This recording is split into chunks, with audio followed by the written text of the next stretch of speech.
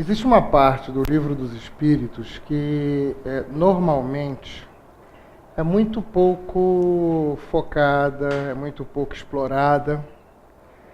E, no entanto, é nessa parte que Kardec, na verdade, delineia todo o trabalho dele e toda a construção do que hoje a gente chama de kardecismo ou de espiritismo.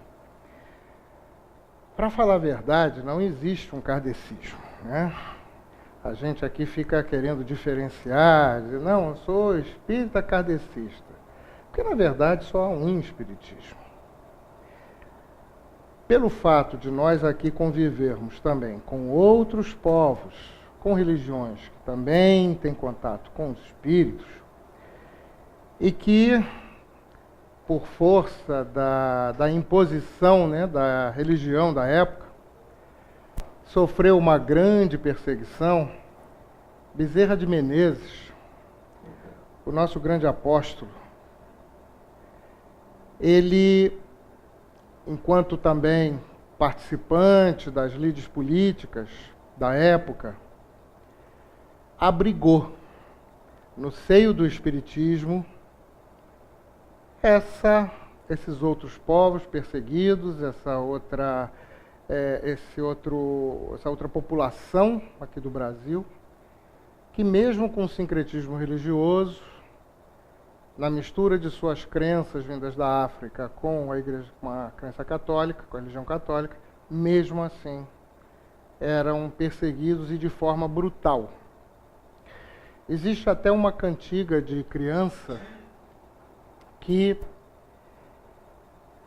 parece muito inocente, parece uma coisa assim, coisa bem de criança, as crianças cantam, acham aquilo uma coisa tão bonita, assim, tão divertida e tal, mas que na verdade conta a história exatamente de uma ação policial contra, aquela do Pai Francisco. O Pai Francisco era um negro, praticante da sua religião afro, reunia-se nas festas de Lundus, e uma vez a polícia invadiu, pegou-o, levou-o, bateu até ele não aguentar mais. E é por isso que a música diz, como ele vem, todo requebrado, parece um boneco desengonçado. Mas, voltando aqui à introdução, ela é muito rica de esclarecimentos quanto ao posicionamento do espiritismo. Kardec ali, ele deixa bem claro qual é realmente o conteúdo que ele pretende dar, que ele havia recebido dos espíritos, mas ao qual ele impulsionava, as relações que ele recomendava com cada uma, né, das demais áreas, com a religião, por exemplo, em que ele, apesar de haver até mesmo ainda na época uma inquisição e uma perseguição, ele não condenava, muito pelo contrário, ele dizia que as religiões não são nenhum empecilho para o espiritismo, absolutamente. São até parceiros em muitos casos. O grande inimigo do espiritismo é o materialismo. Isso está colocado ali. Como também as relações do espiritismo com outras áreas da atividade humana, como, por exemplo, a ciência. De um tempo para cá, eu comecei a escutar muito e ser muito questionado sobre o ponto de vista do espiritismo ser uma ciência, e comecei a ficar, assim, um pouquinho incomodado nessa insistência de ver o espiritismo como ciência. O espiritismo é uma doutrina que quer realmente nos conduzir a uma posição, a uma postura religiosa. E por que religiosa?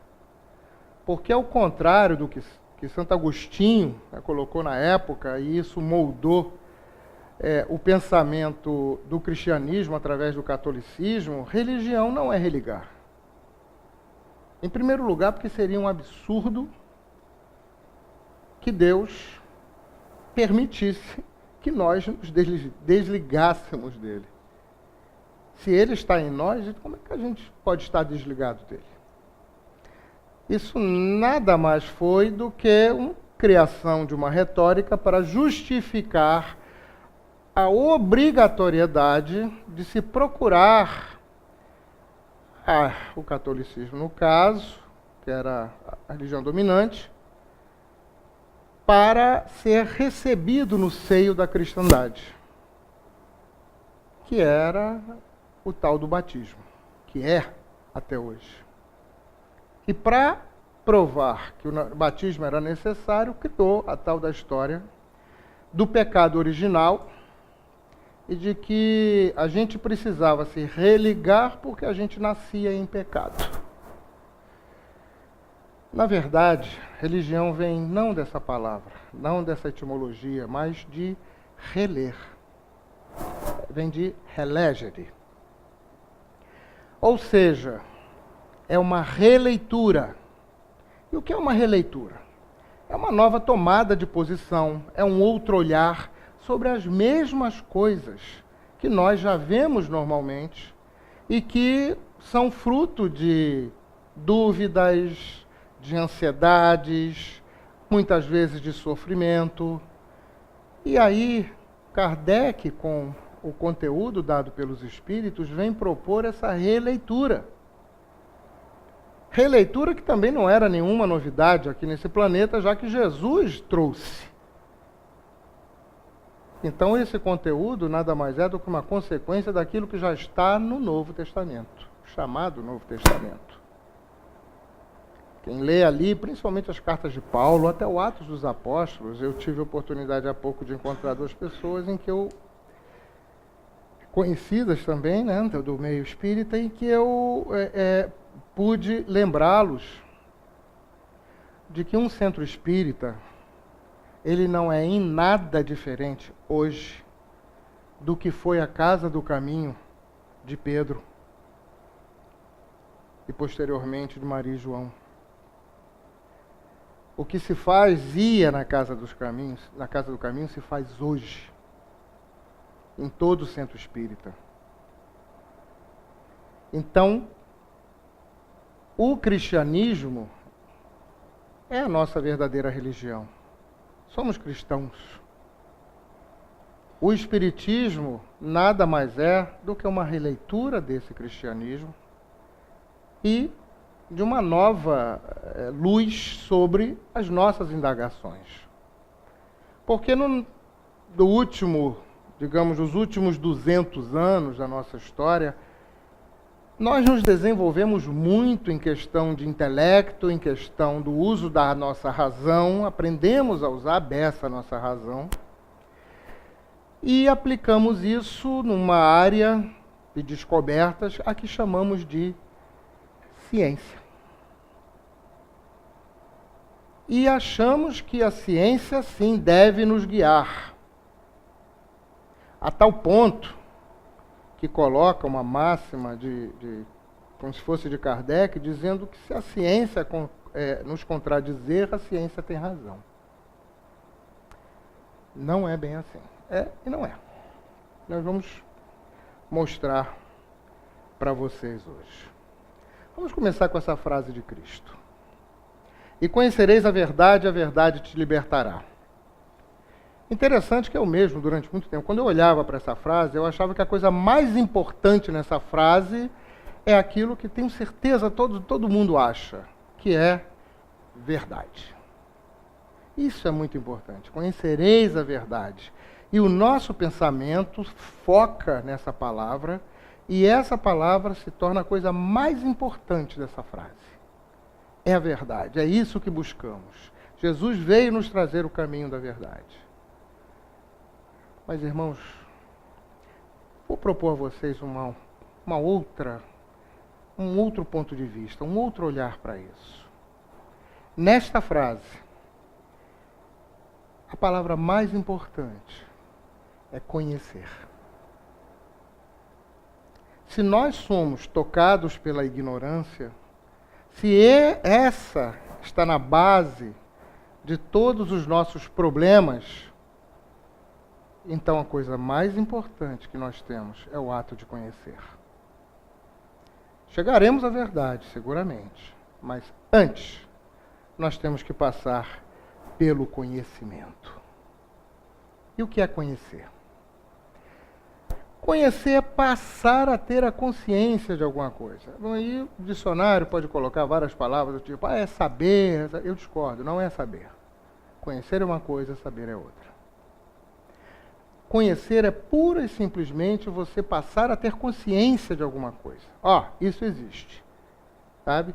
Tipo bem aquela colocação de Descartes, né? Penso, logo existo. Isso é conhecer. A partir do momento em que você joga, por exemplo, essa frase para você, você passa a ter consciência de si mesmo. Penso, então eu existo. Ora, passar a ter consciência de alguma coisa, o que é consciência? De onde vem essa palavra? O que ela quer exprimir? Né? Consciência vem do latim, né? Conscire. E conscire é formado por cum mais cire, que significa com e sei. Vamos inverter, porque o latim colocava, assim como o inglês, as frases ao contrário, né? Eles têm essa mania. Eu sei com. Isso daí já pressupõe uma ideia na gente. Para eu ter consciência, eu jamais posso ter consciência só. Existe um com. A consciência se dá com. Com o quê? Ou com quem? Já não é uma coisa isolada.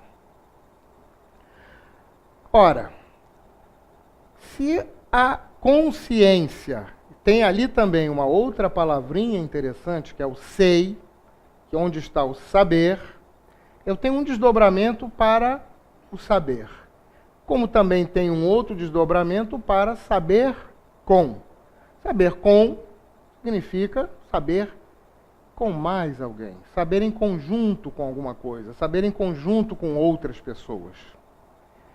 E saber, por sua vez, vem de outra palavra, que é o sapere, latino, que na nossa língua deu duas palavras, que é o saber e o sabor. Ambas têm a mesma raiz e ambas, no fundo, têm o mesmo significado. Por isso, às vezes, hoje não está muito normal isso não, mas eu sou do tempo ainda que costumava-se falar assim, mas fulano ama os livros, né? Tem um sentimento ali muito apegado com conhecimento, devora os livros ou coisa parecida, misturando, assim, uma coisa meio metafórica, né? Misturando essas duas coisas. Mas, na verdade, essas duas coisas são misturadas mesmo. A gente, para saber alguma coisa, não basta ter apenas consciência. Nós temos que sentir a coisa. Só pensar que existe, só ter consciência da existência, não significa você realmente entender. Vamos trazer isso, por exemplo, para a relação humana? Eu saber que pessoa existe não significa absolutamente que eu a entendo. Não significa que o que acontecer com ela, eu vou saber dizer o que é melhor para ela. Aliás, a gente tem uma mania de fazer isso enorme, né? A gente sempre tem muitas soluções, muitas receitas para os outros. Né? Mas, infelizmente, a gente quase nada sabe de ninguém ao nosso redor. Chega ao ponto que nem mesmo, em muitos casos, aquela pessoa que a gente conviveu 20 e tantos anos, a gente descobre lá depois que jamais a conheceu. Conhecer aí no fato de saber a fundo sobre essa pessoa. Porque também, muitas vezes, nós não somos, no nosso dia a dia, na nossa vida, aquilo que nós realmente somos. todos nós acabamos elencando para nós um papel, uma representação diária daquilo que a gente gosta de exprimir, gosta de ser, ligado a coisas que a gente gostaria de vivenciar, e a gente constrói esse personagem. Nós construímos um personagem de nós mesmos. E vivemos isso no dia a dia. De tal modo que a gente acaba sendo 3 pessoas.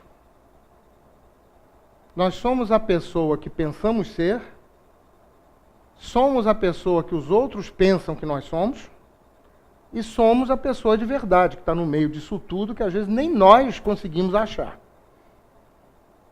Aí a gente precisar ainda hoje, principalmente, de tantos psicólogos, de tantos psiquiatras, psicanalista,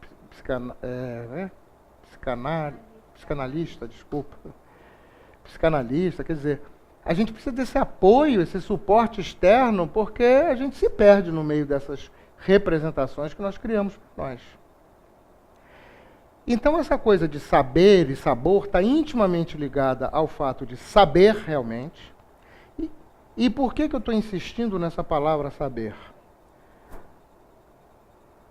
Olha essas 2 posições relativas a saber e ao sabor. Sabor vai fazer um caminho, digamos, da língua até o cérebro, correto? Vou sentir o sabor daquilo. Isso me faz lembrar também algumas frases literárias, né, em que o autor procura nos passar o quê? O sentimento e o próprio sabor da coisa, dizendo, e aquela atitude teve um sabor amargo, de fel, de derrota e tal, mas na verdade é isso mesmo. Quando a gente tem esse tipo de emoção, a gente sente o sabor disso. E a gente leva isso para o cérebro. Já o saber é o caminho oposto. No momento que o sabor vai e cria e diz, oi, eu estou aqui, o saber se revela e retorna com mais este componente, digamos assim. Quando o sabor faz esse caminho até o cérebro, o que é que nós estamos adquirindo? Em primeiro lugar, informação, né? Que é o que mais a gente hoje tem e é bombardeado. Só que a informação, ela tem um componentezinho muito interessante. A própria palavra nos diz que para aquilo ser válido para nós, tem que nos modelar por dentro, em forma e ação de movimento. Nada que eu tenha conhecimento ou contato vai ser informação se não me modelar. Então, sob esse ponto de vista, o que Kardec nos trouxe, no fundo e basicamente, foi informação. Informação sobre o mundo espiritual, informação sobre a razão da própria vida, informação sobre os porquês de termos tantos senões e algumas realizações, informações sobre a necessidade da gente despertar para certas coisas. Então, ele é um grande livro de informações. Agora, só vai ser informação se, e como dizia um professor meu, se e somente se, isso nos moldar. Senão, não adiantou. Se nós temos contato com isso, lemos, estudamos, ouvimos, nos dedicamos, mas a gente não consegue nos moldar, e quando a gente se molda, significa que a gente muda, e isso ocorre naturalmente, não temos que nos violentar, não temos que nos forçar. Nenhuma mudança forçada vai ser permanente. No primeiro revés, na primeira prova, lá vou eu cair de novo,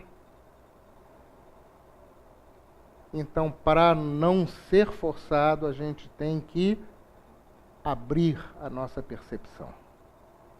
Aceitar e procurar compreender. Da mesma forma que eu devo fazer com o outro, com o meu próximo, já que eu não o sei. Ou seja, não sei nada a respeito dele. Então, a primeira coisa, eu tenho que aceitá-lo como ele é, em lugar de tentar moldá-lo como eu gostaria que ele fosse. Esse caminho de nós percebermos as coisas também nos dá perspectiva. Quando a gente tem contato com o Espiritismo, ele molda uma nova perspectiva da vida, das razões, do universo mesmo. Nós passamos a conjugar informações de diferentes áreas e ver como elas acabam se complementando e como são harmônicas, de uma maneira que a gente nunca tinha feito. Isso é um grande motivo, inclusive, de despertamento de muitas pessoas para o Espiritismo. É fantástico quando a gente começa a perceber isso. O poder de atração disso é muito grande. Como também discernimento, diferenciação, análise. Já o caminho contrário, o caminho que nós fazemos, trazendo o saber formado, então, por essa modelagem interna que nós operamos em nós, revela o quê? Revela uma ação. Quando falamos, nós agimos. Quando nós colocamos para fora os nossos pensamentos, as nossas opiniões, as nossas convicções, os nossos conceitos, nós estamos agindo.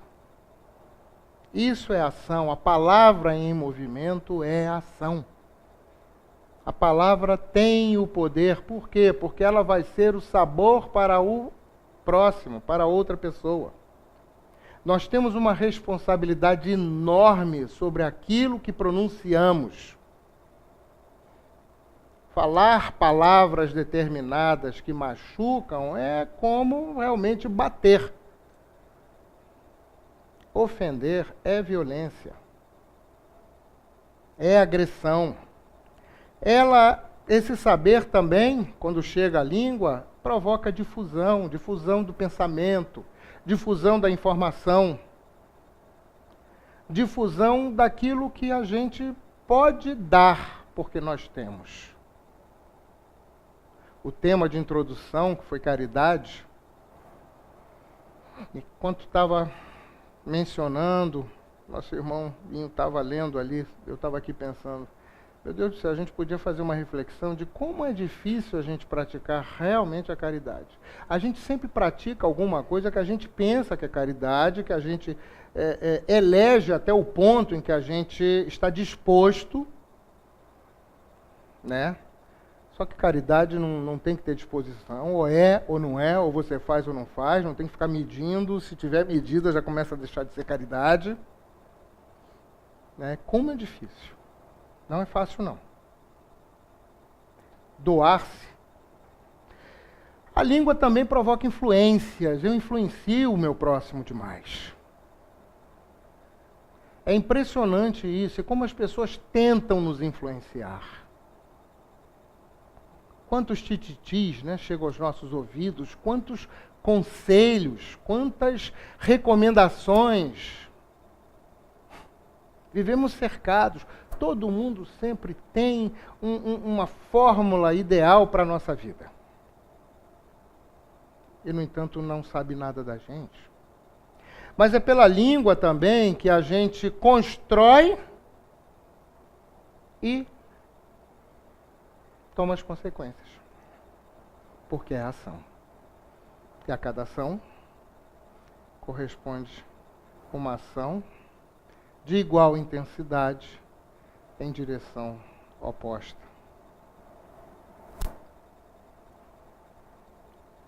Em Mateus, Jesus colocou uma coisa muito interessante.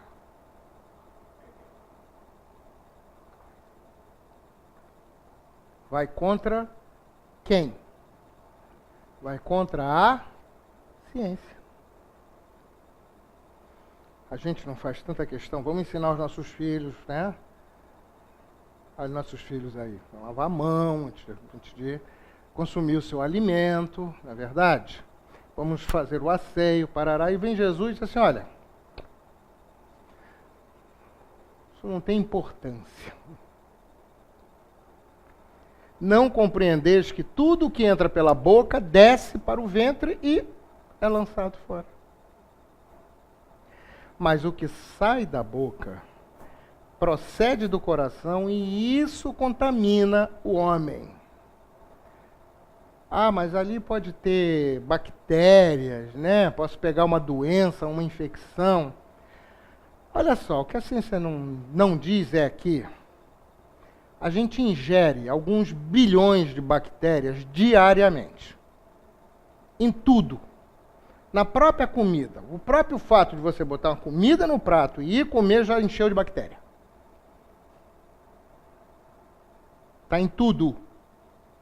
A bactéria é o real dominante deste planeta. E foram elas que possibilitaram toda essa construção que chamamos vida e também a nossa presença aqui. Então elas estão presentes literalmente em qualquer buraquinho desse planeta. Em tudo. E nós somos prenhes de bactérias. Inclusive, seríamos incapazes de digerir qualquer coisa se não fossem as bactérias. Viram falar de flora intestinal? Pois é, flora intestinal é a bactéria. Aqueles milhões de seres que convivem conosco e nos ajudam para a absorção do alimento. Mas por que a gente não vive doente o tempo todo? Por que é que, então, tem bactéria para todo lado, no momento em que, sei lá, cortei a boca, ingeri um monte de bactéria, em volta da nossa boca, aqui no nosso rosto, tem um dos piores estafilococos que existe. Chama-se Staphylococcus aureus. Ele geralmente fica presente nessa região da gente. Esse dá uma infecção brutal, pois a gente ingere esse dito cujo o tempo todo. Mas por que a gente não vive doente? A ciência diz que a gente vai viver doente se fizer isso, né? Se você ingerir um vírus, se você pegar um vírus, você vai ficar gripado, você vai ficar com uma virose, você pega um estafilococo, vai ter uma doença séria, que não vai mais te abandonar o resto da vida. Não é isso que a ciência diz? Mas, no entanto, a gente vive o tempo todo convivendo com isso. E por que nós não ficamos doentes o tempo todo? Porque Deus não iria nos criar para ficarmos doentes. Da mesma forma que existe a agressão, existe a defesa. Da mesma forma, isso que está aqui, que é um exemplo, um produto maravilhoso de engenharia, está totalmente preparado para conviver com absolutamente tudo que existe nesse planeta. O pior é bola, inclusive. Mas a gente contamina, a gente vai pegar a ebola, vai morrer, vai. Mas sabe por quê? Porque nós detonamos as nossas defesas. Porque nós impedimos que essa engenharia trabalhe perfeita. E como é que a gente impede?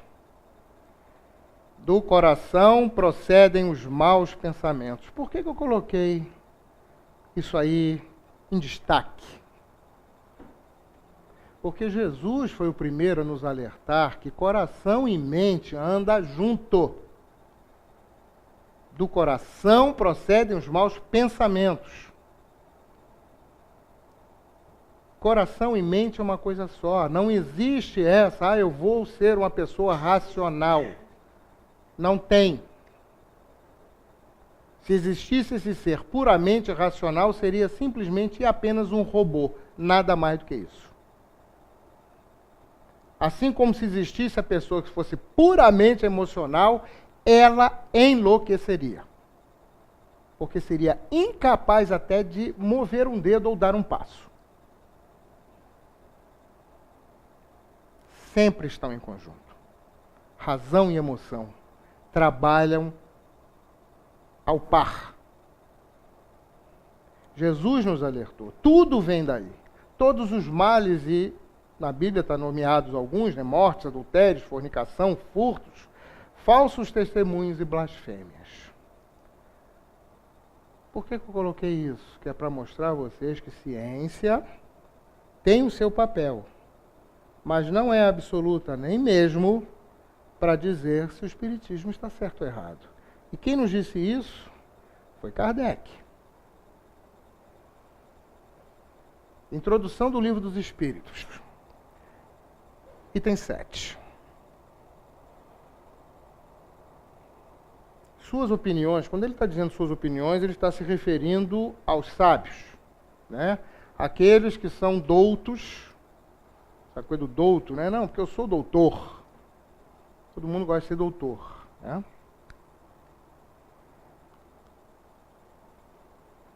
Suas opiniões, porém, não podem representar em todas as circunstâncias uma sentença irrevogável.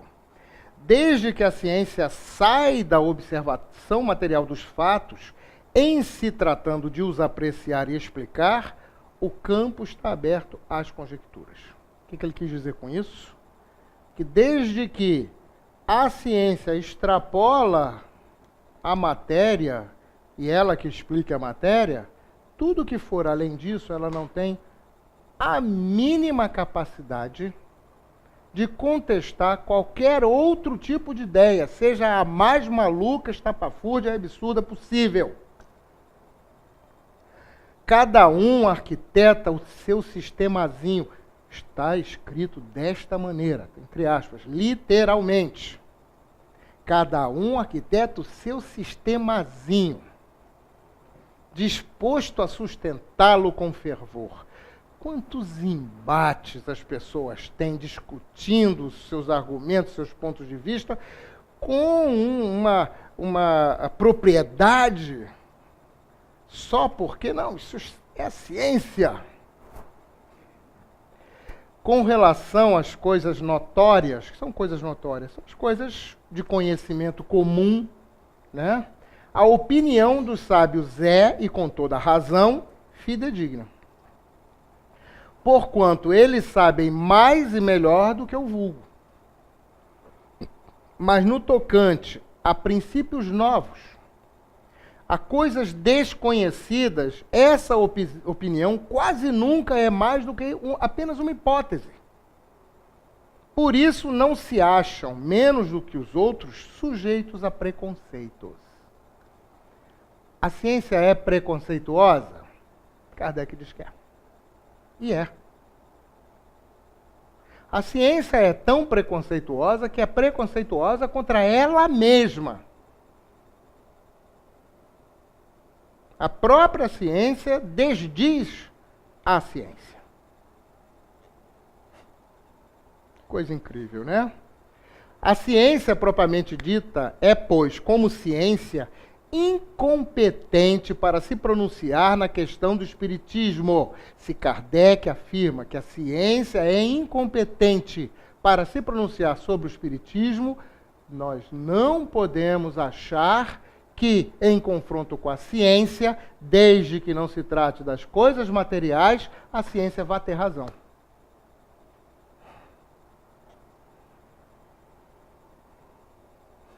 Olha só. Não tem que se ocupar com isso, e qualquer que seja o seu julgamento, se favorável ou não, nenhum peso poderá ter. Os que, sem estudo prévio e aprofundado da matéria, se pronunciam pela negativa e escarnecem de quem não lhes subscrevem um conceito, esquecem que o mesmo se deu com a maior parte das grandes descobertas que fazem honra à humanidade. E eu botei aquela frase ali para lembrar que o maior inimigo da ciência não é a religião e nunca foi. É a própria ciência. A própria ciência impediu muitas vezes o avanço da ciência, como impede hoje.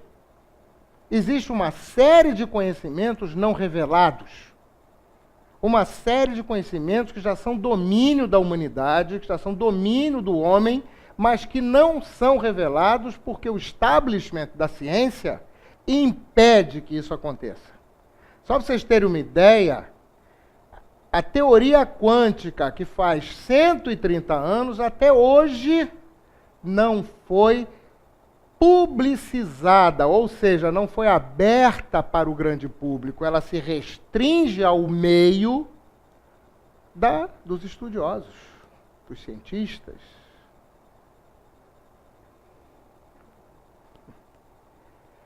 Repetimos mais uma vez que, se os fatos a que aludimos se houvessem reduzido ao movimento mecânico dos corpos, Kardec está dizendo aí o seguinte: como é que ele começou?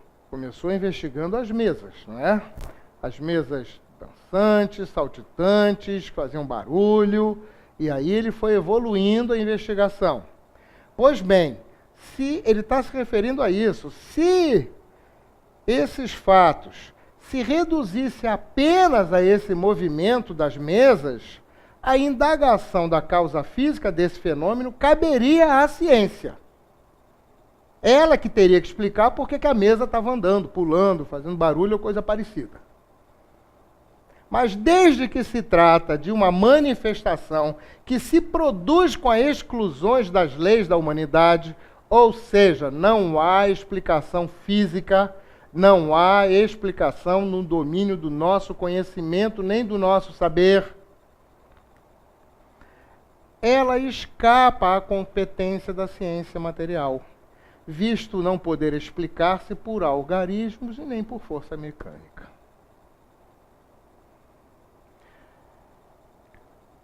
A gente fala muito que Kardec era um cientista.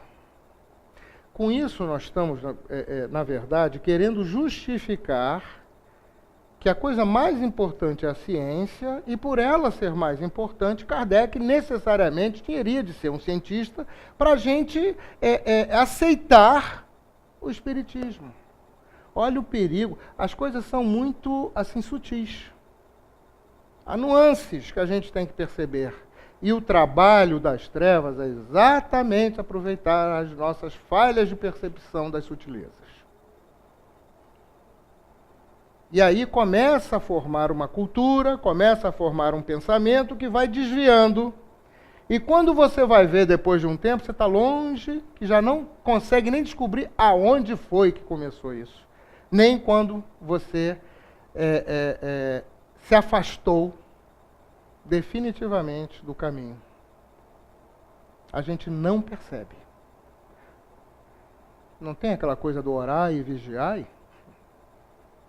A gente não percebe. É orar e vigiar mesmo. A melhor postura do ser humano, eu diria, mas pelo menos do espírita, é o senso crítico. Critiquem até mesmo Kardec, critiquem, que é para tirar as dúvidas, para entender corretamente. E não ser influenciado, como nós também somos bastante influenciados, pelo que os outros dizem, pelo que os outros falam. Abram. Introdução 7:8, leiam com calma. Pensem, né?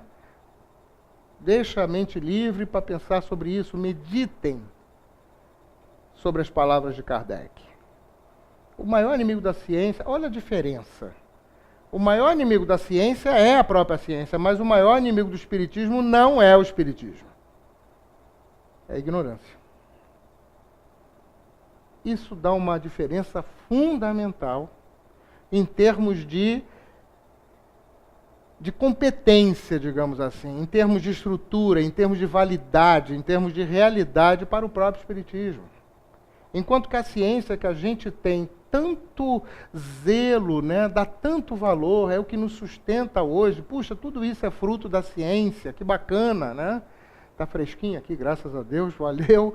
Fruto da ciência, puxa vida, que bacana, né? Isso eu gosto muito, a ciência é muito legal. No entanto, dentro dela está a sua própria destruição. Mas o espiritismo não. É o contrário. Dentro do espiritismo está a sua própria evolução e não a sua destruição. Quem deseja tornar-se versado numa ciência tende a estudar metodicamente, começando pelo princípio e acompanhando o encadeamento e o desenvolvimento das ideias, correto? Desde Kant e a crítica da razão pura e da crítica da razão aplicada, nós temos esta postura para aquisição da ciência. Pesquisa só se faz desta maneira. Aquisição de conhecimento só se faz desta maneira. Pois bem, quem quiser com eles, ou seja, com os espíritos, com o mundo espiritual, instruir-se, acabou colado, tá vendo? Tem que com eles fazer um curso. E o que é cursar, gente? O que é fazer um curso? Um curso é percorrer um caminho, um desenho, é caminhar. Mas exatamente como se procede entre nós, deverá escolher os seus professores e trabalhar com assiduidade. Duas coisinhas importantes. Escolham muito bem os seus professores e os seus mentores. Não é qualquer um que diz, eu sou mentor, eu sou guru e tal. Puxa, meu mentor, bacana, esse é meu mentor. Não é assim, não. Da mesma maneira como a gente, quando quer estudar alguma coisa, quando quer fazer um curso, vai ver a competência dos professores que estão dando aquele curso. O mundo espiritual não difere em nada desse daqui, da mesma maneira. Existem os professores, os bons professores, os maus professores e aqueles que nem professores são. E a assiduidade. Assiduidade, nossa, isso normalmente também é difícil para a gente. Por que eu estou insistindo tanto nessas coisas? Porque são pequeninas coisas. E são as pequeninas coisas que nos derrubam, não são as grandes. Não é o fato de acontecer, por exemplo, que Deus nos livre eternamente disso, alguma tragédia conosco, que vai nos afastar. Mas a sucessão de pequeninas coisas nos afasta do caminho. Isso com toda a certeza. Despertem, abram bem o olho para isso. Não confunda a consciência espiritual com nível cultural, condições financeiras ou hierarquia social. Porque alguém é culto, erudito, parará, não significa que seja uma pessoa realmente do bem. Pode até ser, não há nenhuma exclusão. Só que não há relação de causa e efeito aí. Não se evolui pelos cérebros, vamos pensar bem nisso. Não é a ciência que nos evolui, mas é o espírito, é pelo espírito. É evoluindo o nosso espírito que a gente vai realmente alcançar a evolução, e não a nossa intelectualidade. Existem pessoas que estão aqui, coitadas, absolutamente limitadas, ignorantes, às vezes não sabem nem ler. Que tem um espírito muito mais evoluído do que a gente. Eu conheço um assim. Servente onde eu trabalho. Ela não sabe ler, não. A gente está fazendo força para ensinar para ela. Certa vez uma pessoa me disse que o sofrimento era uma escada que nos leva... Eu achei interessante essa piada, né? É uma piada. É uma escada que nos leva à evolução espiritual. Depois de escutar, eu perguntei, o que você tem contra elevadores? Poxa, mas está legal isso de elevador? Será que tem que ser escada? Gente, quem falou que a evolução tem que ser penosa? Deus jamais disse isso. A gente tem uma ideia de um Deus assim meio furibundo, sabe? Mal. Não é isso. Deus é amor. Se ele é amor, cara, ele não vai querer que a gente evolua, sabe, de forma difícil, penosa. Não, a gente só está fazendo isso porque a gente não aprendeu até agora a se elevar. Ou seja, a tomar o elevador. Vamos tomar o elevador.